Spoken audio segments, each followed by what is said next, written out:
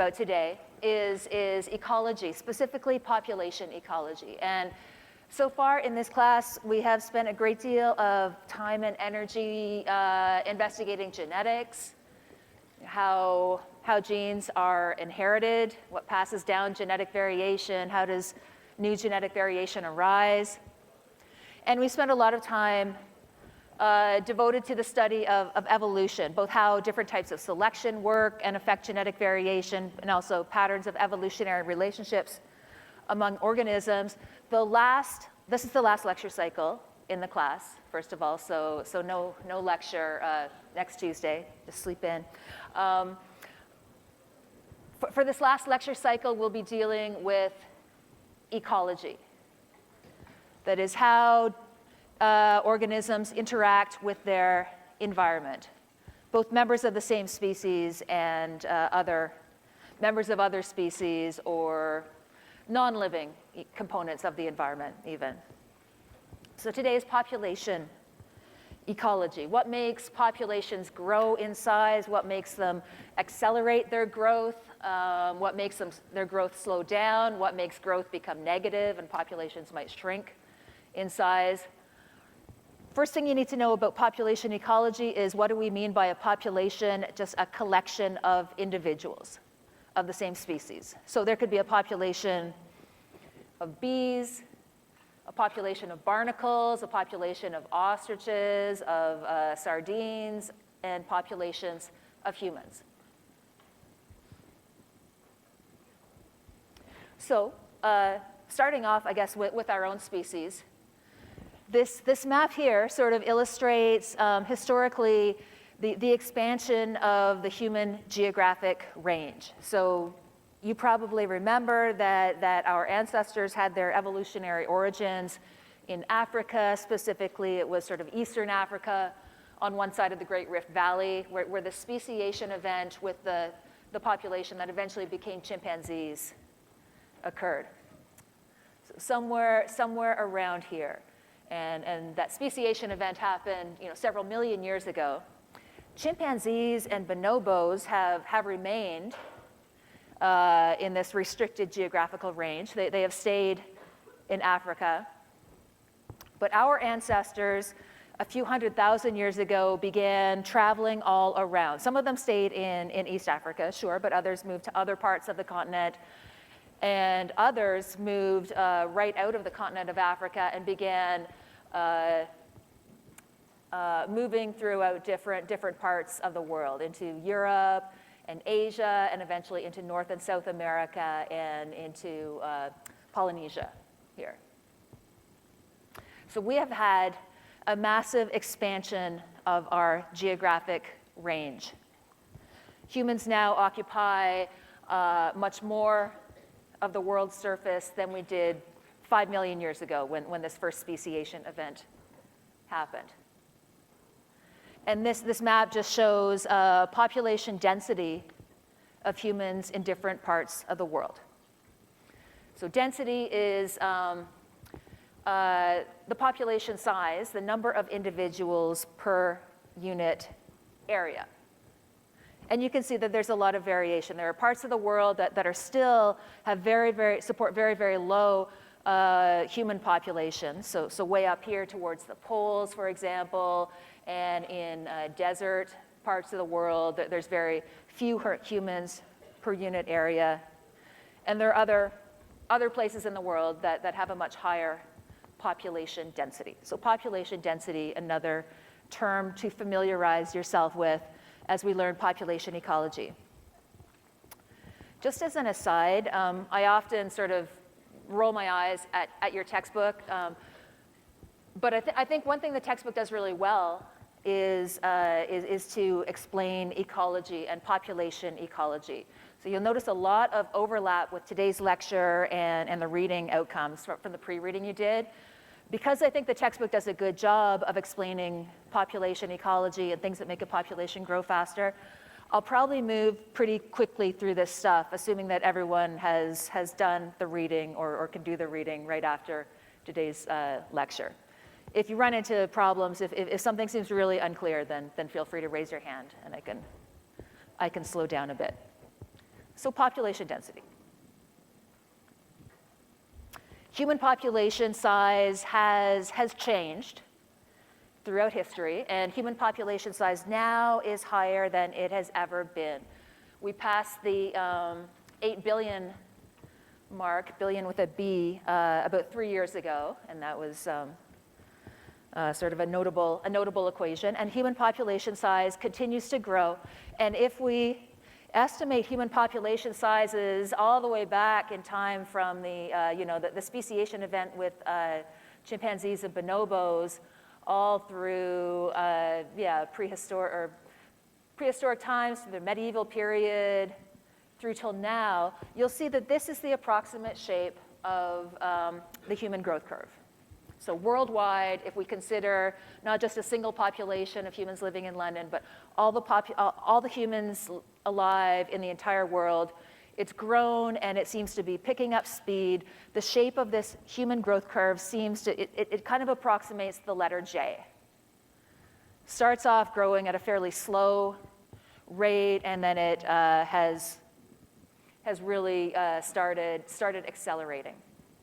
And there's a number of factors that are associated with why human population size has grown and why at some points it has grown really, really fast. So one thing that early on allowed us to expand our population was this expanded geographic range. If we're not just restricted to this one little valley in Africa, but now we can live on any continent in the world, that allows the population to expand.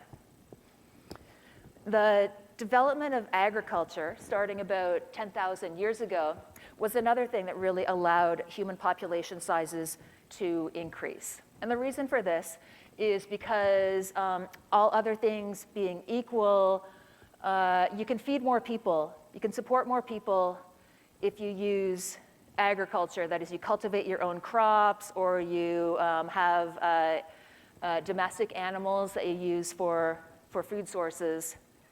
That is a more efficient way of feeding a larger number of people than, say, having a hunter-gatherer lifestyle. So the development of agriculture, starting about 10,000 years ago, has been huge in allowing human population size to grow.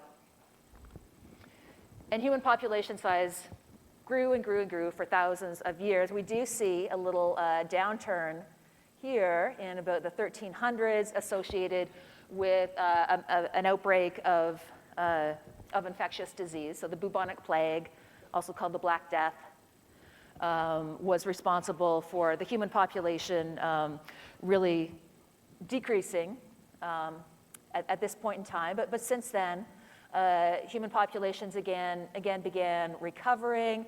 And then we see another really sharp uptick in human populations size associated with the Industrial Revolution. So a few hundred years ago, technological advancements were such that we could use our resources much more efficiently. And this allowed, again, greater population sizes to be supported. And as well as that, advances in modern medicine. So the development of vaccines or cleaning up the water supply has also been huge in allowing humans to continue to grow in population size. Overall, we see this sort of J-shaped curve. Is it starting to slow down, to level off? Well, maybe. We'll talk about that in a bit. But for now, how do you think, if you had to predict patterns in human population size, say in the next century, what do you think is probably going to happen? We are at about 8.3 billion now, give or take.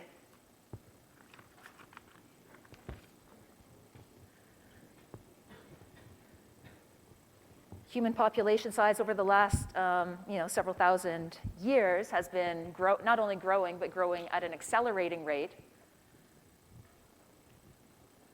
The curve of that population size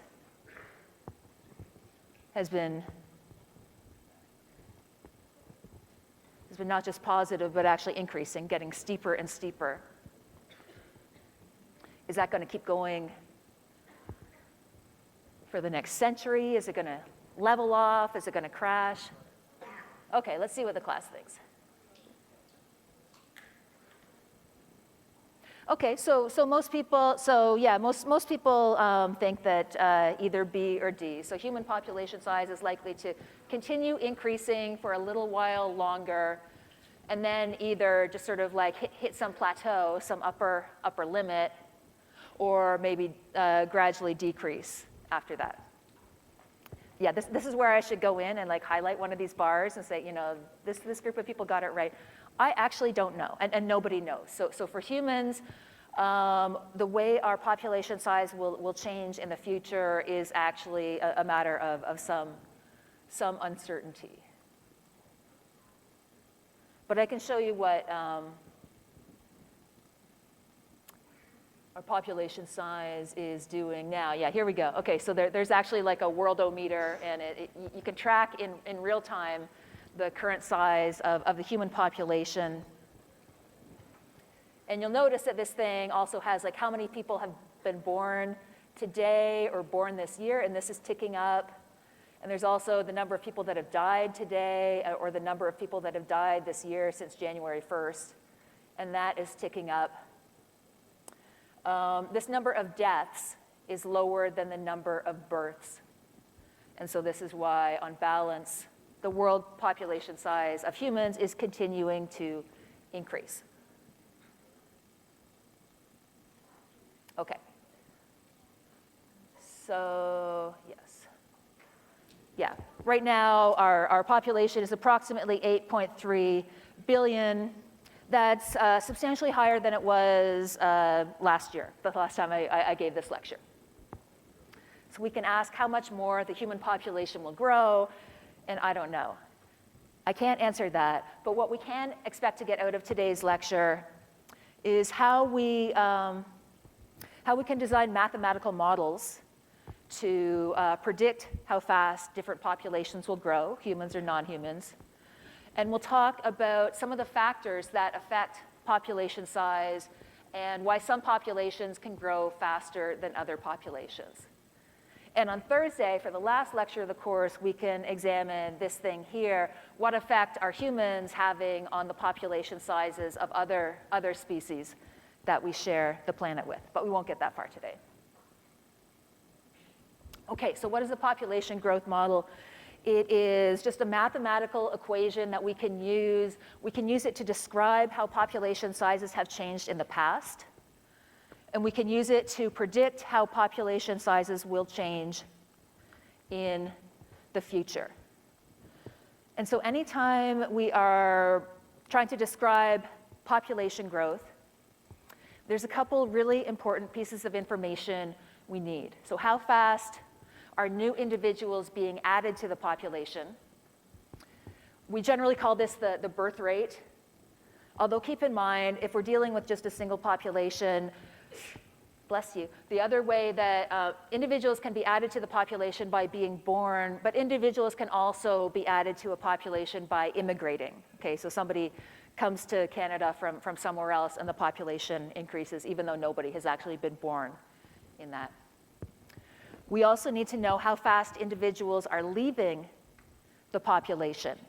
And this is often called the death rate, because obviously, yeah, dying is an important way that somebody could leave the population.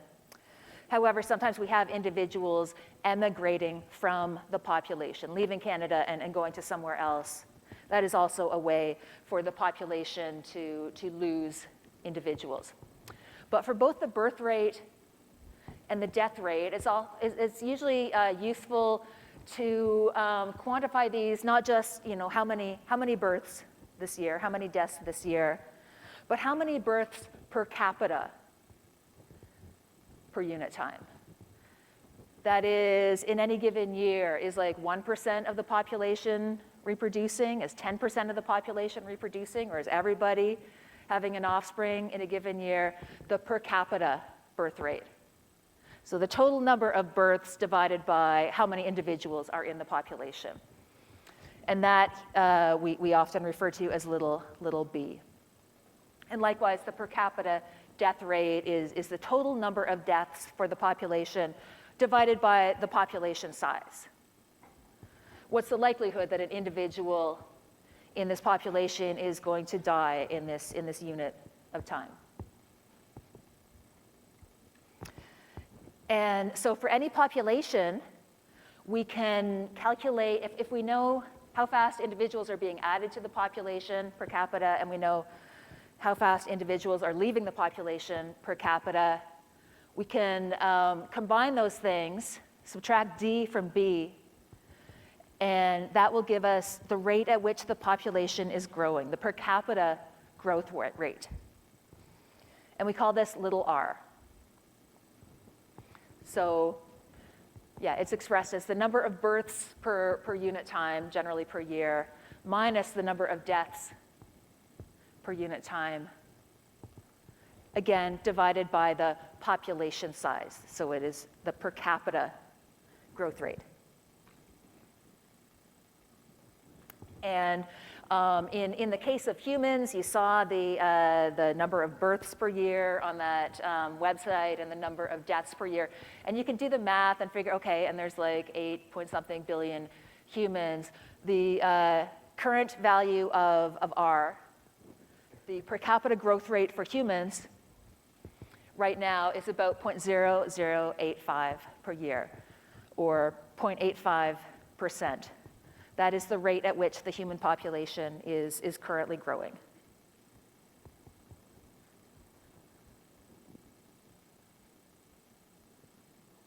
Okay, and so populations grow if the rate of individuals being added to the population, so births plus immigration, is greater than the rate at which individuals are leaving the population, deaths as well as anybody emigrating. In other words, if little r is positive, if little r is greater than 0, then the population will grow. So there's more births than there are deaths, then the population will grow. And if the number, if the per capita birth rate and the per capita death rate are exactly equal to each other, then little r is going to be equal to 0, and the population isn't going to grow, but it isn't going to shrink. And the final possibility is if there are more deaths than there are births, or more individuals leaving the population than coming into the population, then R is negative. So anytime R is less than 0, then the population is going to decrease in size. And the more negative R is, the faster the population will decrease in size.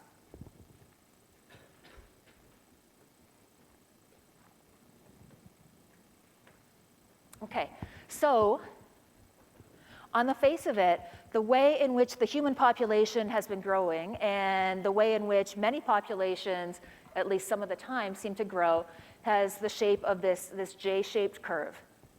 And this J-shaped curve is the result of what we call the exponential model of population growth. Okay, so everyone here is either taking calculus now, or you have taken calculus in high school, yeah, or both. Okay, so you know that you're familiar with this like dn over dt notation. Dn over dt here has nothing to do with the population death rate. That's not what this little d stands for. Dn dt is the slope of this curve at any point in time. So the growth rate, the slope of this curve under exponential growth is going to be equal to the per capita growth rate times the population size. So dn dt under exponential growth is r times n. The per capita rate of increase times how many individuals in the population there are. And what I want to stress upon you is that, yes, so in this curve, you can see that dn dt is becoming higher and higher and higher as time goes by. So not only is this population growing, but it is like accelerating in its rate of growth. that doesn't mean that little r is changing. So little r in this model stays exactly the same. And the reason that we see this acceleration is not because little r is increasing, but because n is increasing. Okay, so little r stays the same under exponential growth, but the bigger n gets, the more individuals there are reproducing. And so, if a population doubles every 50 years, the effect of that doubling is going to be greater for a very large population than for a very small population. So under exponential growth, little r, or the difference between the per capita birth rate and the per capita death rate, it is independent of n. So r doesn't change as n gets bigger or smaller.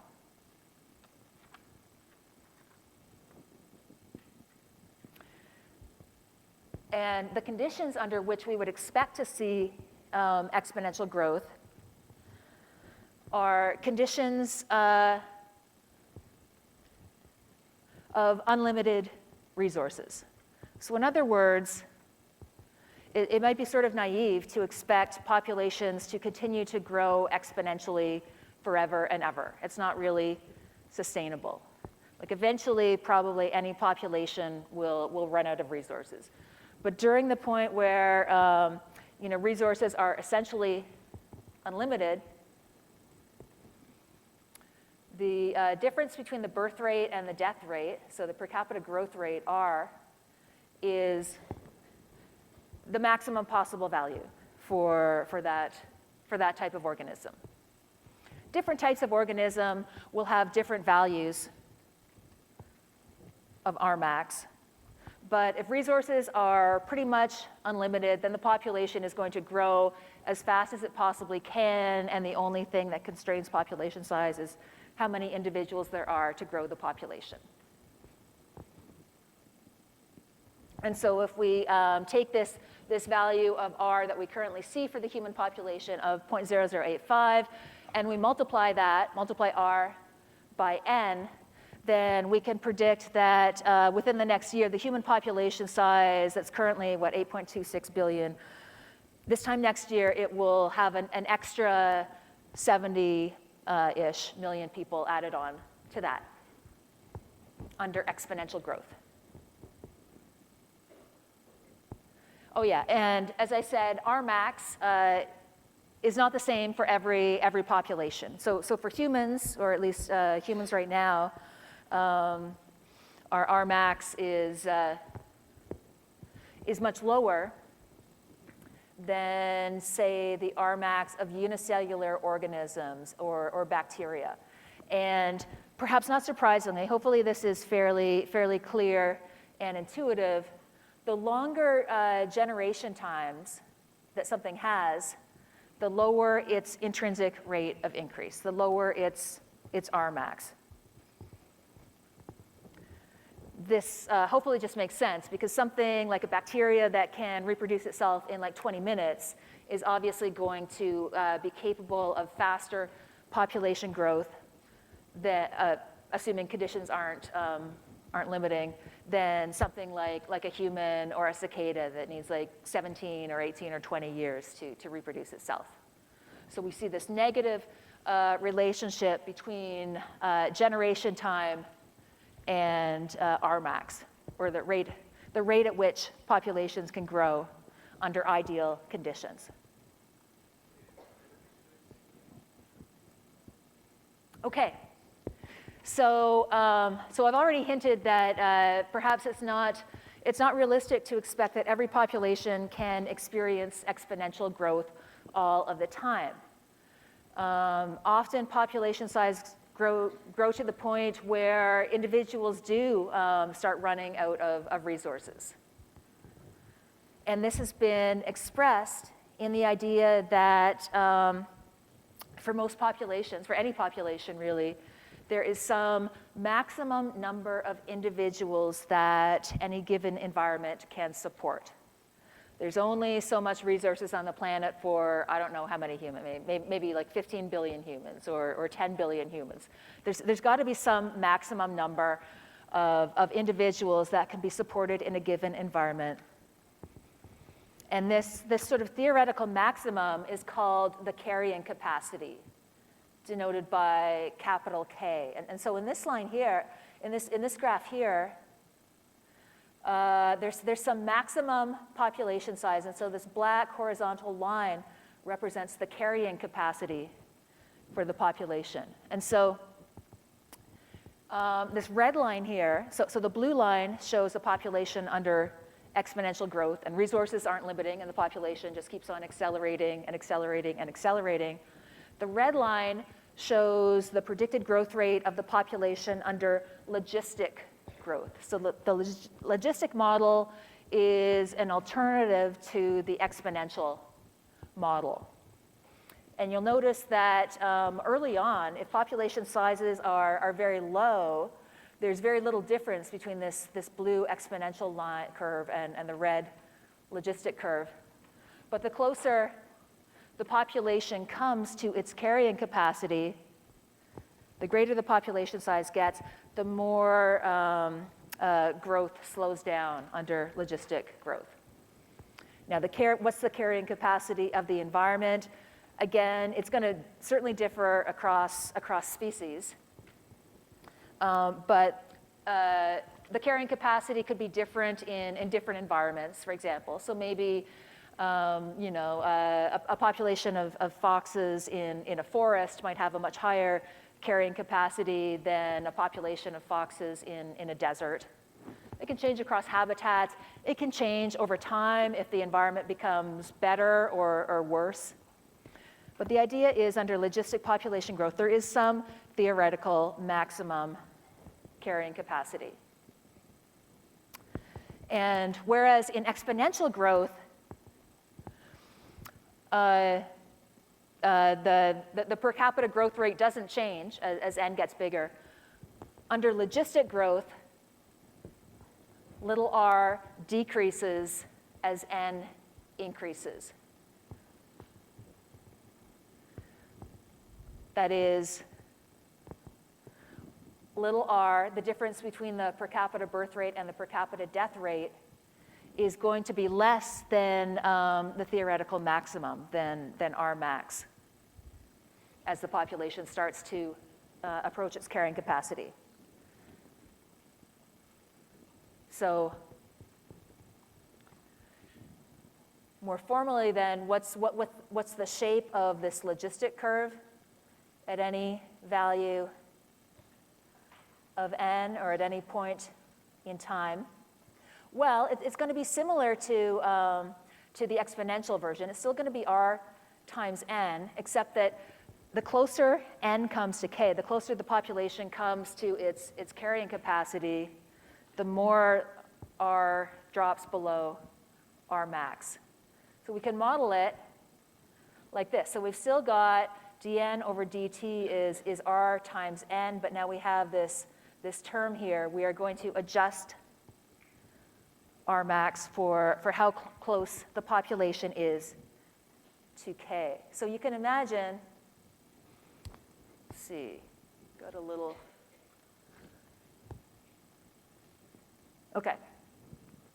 okay, so imagine that k for this population is 1,000.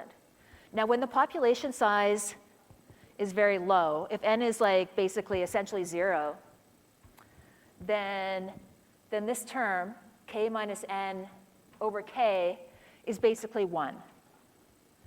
So dn over dt is basically r times n, r max times n.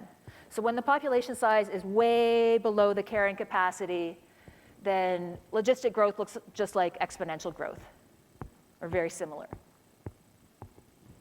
But as time goes by and n becomes very close to k, then this term here, k minus n over k, is going to become closer and closer to 0. And that means this times this times this is going to become closer and closer to 0.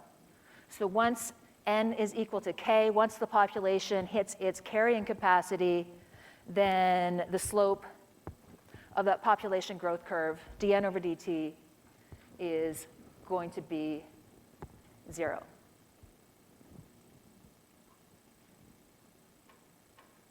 Okay. So back to the human population. As I said, there's all sorts of uncertainty. Here we are, we're like right here-ish. We're slightly above 8 billion humans. How many humans are there going to be on the planet? What is the maximum number of humans the planet can support? And are we going to hit that maximum? Are we going to overshoot that maximum? Are we going to manage to stop human population growth before we hit that maximum? We don't know. There's all sorts of uncertainties because there's many things that are going to affect human population growth rates over the next 50 or 100 years. And these things would include like how much of the world's population is going to have access to basic necessities like food and clean water and access to healthcare.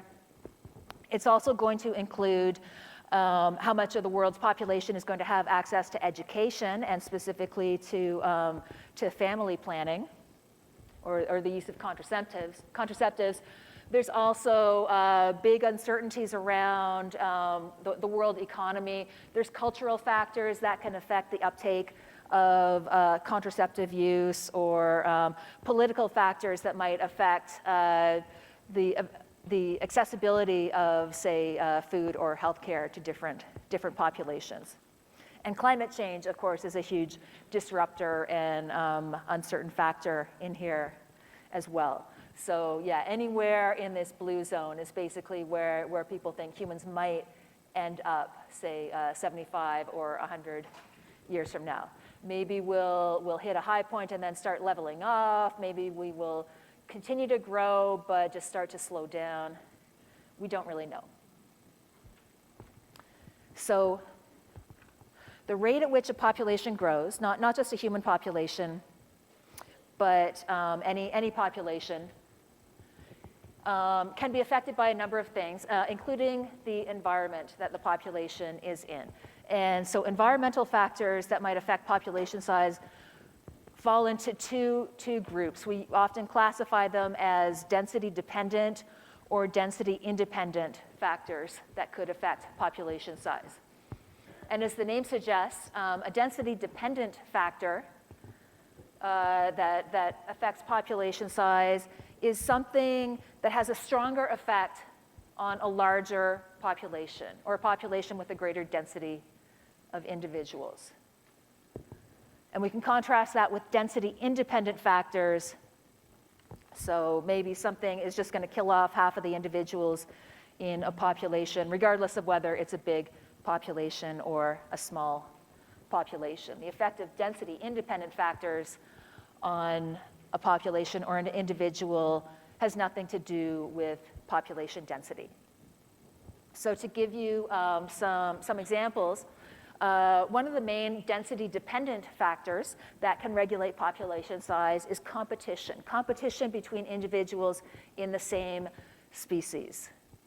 So intraspecific competition for resources. That could be water, that could be like food items that the population needs, it could be competition for places to live. But here, yeah, I guess we have two populations. One has a high density and one has a low density. Both of these populations, say, need apples to survive. And so you can see that even though there's the same number of apples in each of these, on each side of the slide, the number of apples per individual is much greater for this low density population. And so we can predict that this population is going to grow faster than this population, because there's competition for resources.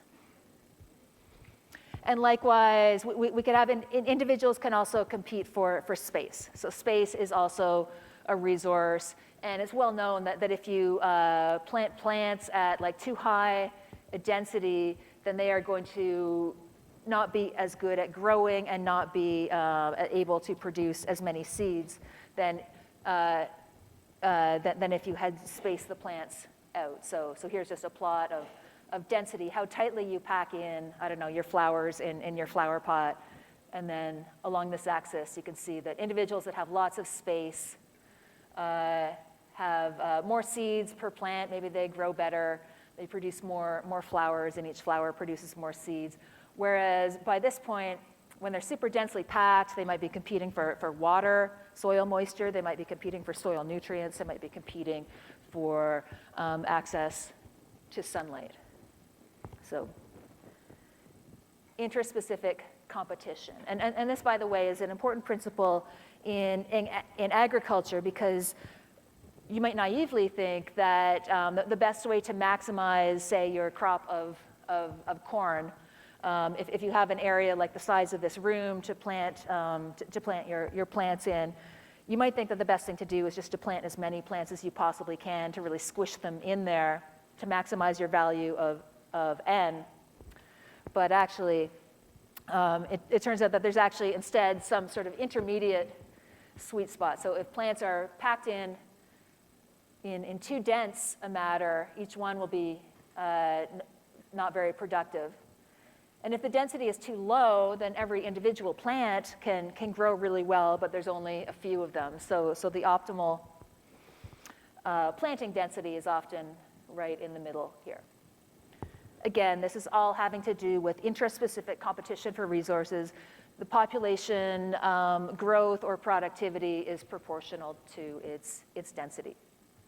But there's other things that can regulate density or regulate population size in a density-dependent way. And these would include, for example, production of waste. So for some populations, individuals, produce like toxic byproducts or waste metabolites, and that can sort of poison the whole environment. And so the more individuals there are, the denser the population size, the more waste materials we see, and that can alter population size. Predation is another sort of classic density-dependent factor. And so if there's a lot of prey animals living in a population, then the population size of predators might actually increase. New predators come in, or lots of predators are born because there's lots of prey for them to eat, and that can regulate the size of the prey population. Infectious disease is another sort of classic example of a density-dependent factor. And so if Mr. Green here is, I guess he's green because he has like a cold or some nasty virus. If he goes to this social club, he's not as likely to pass it on to too many individuals. If he goes to this densely packed social club, it's going to be easier for the disease to spread, and this could affect population size more strongly in this situation than this situation. So all sorts of examples of environmental factors that can change population size, but also have stronger effects on big or dense populations than populations with a low population size. Yeah, and predator-prey relationship. Sometimes there could be density-dependent effects of the predators on their prey, but also the prey have density-dependent effects on their predators. And so this is sort of like a classic diagram of, say, changes in population size. Maybe we have like Canada lynx here and snowshoe hare here. And so when there's not very many bunnies, then there's not very much food for these guys, and so the predator population goes down, and then that's actually good. The prey are less likely to be eaten, and so their population is going to rise, and then that will cause an increase in the predator population. And so this sort of cyclical pattern with a bit of a lag is characteristic of two species that interact with each other, in this case a predator and a prey, and each is having density-dependent effects on the other. We good for density-dependent effects? Okay. There are also things that can affect population size that have that in a density independent way. So if we imagine, say, a catastrophic heat wave that kills off like half the individuals in the population, the effect of that heat wave might not actually depend, it might not have a stronger effect on the bigger population than the smaller population. It's just going to kill off, say, X% of the individuals. The effect really is independent of the population size. And we would say something like that is a density independent effect. So a density independent factor is something that affects population size or population growth rates, but the effect strength doesn't depend on the density of the population. And density independent factors typically come down to they're environmental causes, but they are not usually living things in the environment. So something like a hurricane or a flood or a forest fire or a heat wave or a big cold snap or something, some sort of natural disaster. These are typically density independent effects. They will decrease population size, yes, but they don't necessarily have stronger effects on big populations than small populations. However, sometimes if a population is experiencing a density independent factor, that can increase its susceptibility to some other thing that is density dependent. So you can imagine if a population had already just been dealing with a heat wave and everybody in the population was kind of sickly and their health was lower, then that could actually increase they could be more susceptible to infectious disease. So disease is a density dependent factor, but susceptibility to the disease could be even greater if the individuals are already stressed by some natural disaster or some heat wave that's going on. Or here's a little bunny. This is an Arctic hare in the spring, and usually these things blend right into their environment, but with climate change and springs are coming earlier in the Arctic, the snow is melting earlier in the spring, and the coat color of the rabbits hasn't caught up yet. This guy hasn't yet molted into his brown plumage. And so here is a density independent factor. The climate is getting warmer, but the effect of that is to make this individual more susceptible to predation. He is more conspicuous now to predators. So again, a density independent factor can make an individual more susceptible to a density dependent factor, in this case, predation. So sometimes density dependent and density independent factors can interact. So let's just test your ability to recognize density dependent and independent factors. So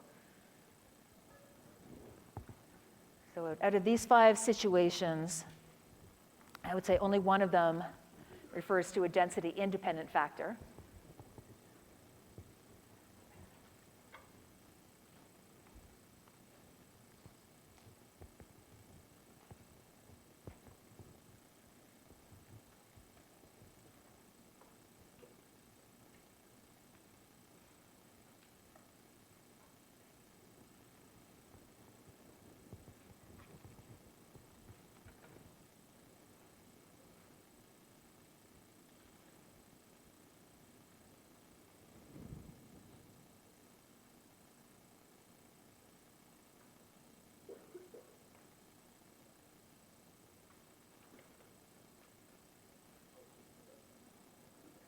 Okay, let's take a look.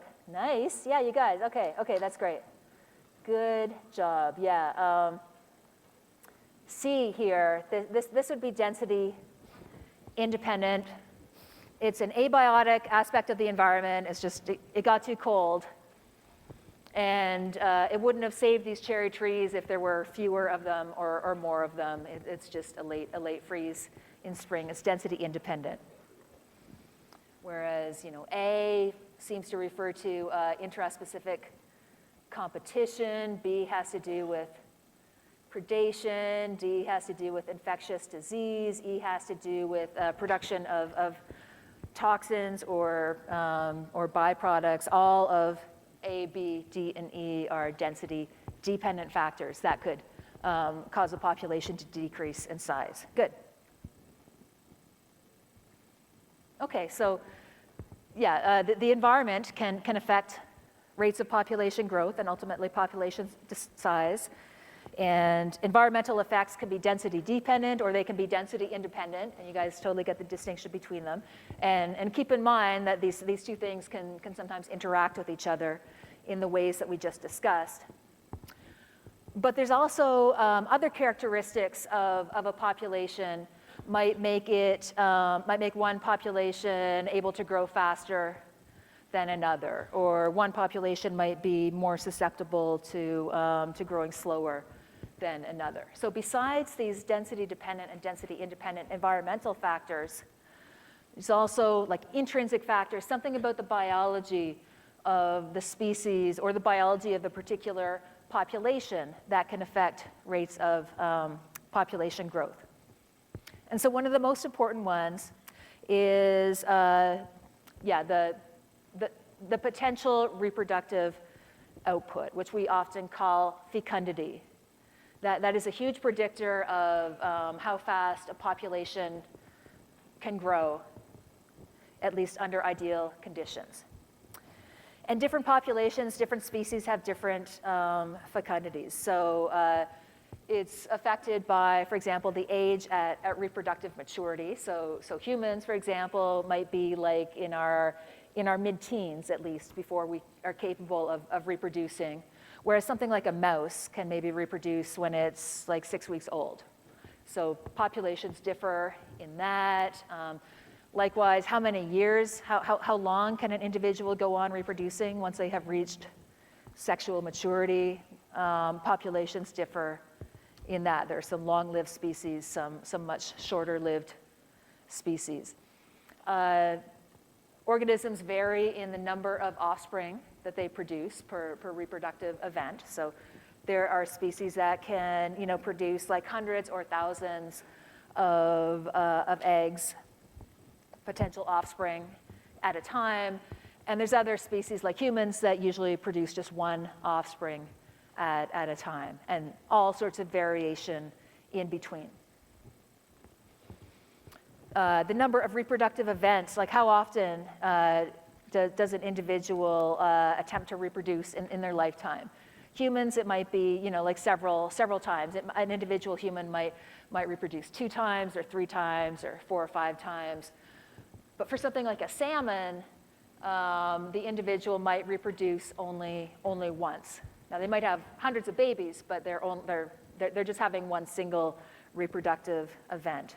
So all of these things can affect the potential reproductive output of an individual in the population. Another important thing that affects population growth, it's sort of tied to this age of reproductive maturity, is the generation time. So on average, what is the time span between an individual being born and its first offspring being produced? So, and this graph is just to show you that in general, things that are bigger-bodied organisms, something like a sequoia tree or a fir tree or a whale or a human,